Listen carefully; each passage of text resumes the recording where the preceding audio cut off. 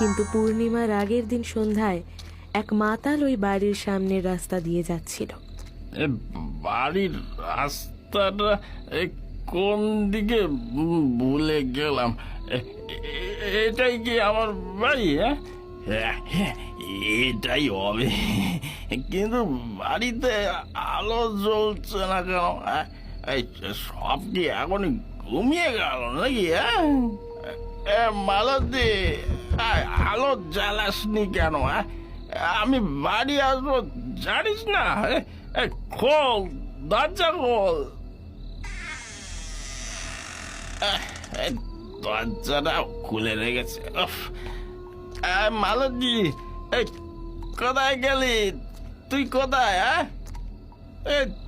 তুই শালা কিছুই দেখতে পাচ্ছি না। এখানে শুয়ে পড়ি, কাল সকালে মালতীর ব্যবস্থা করব।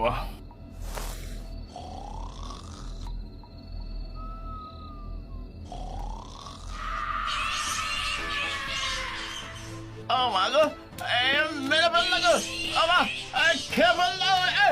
বাঁচাও, বাঁচাও, বাঁচাও, বাঁচাও!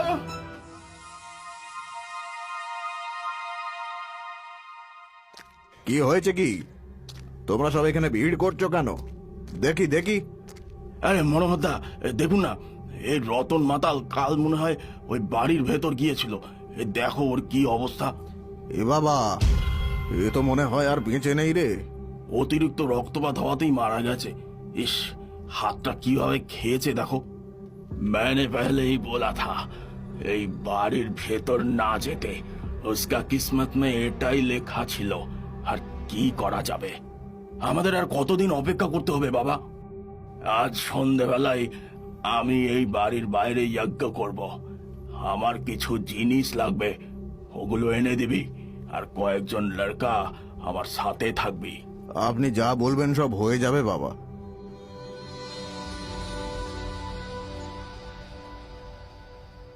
ওম নারায়ণায় বিদ্মহে বাসুদেবায়।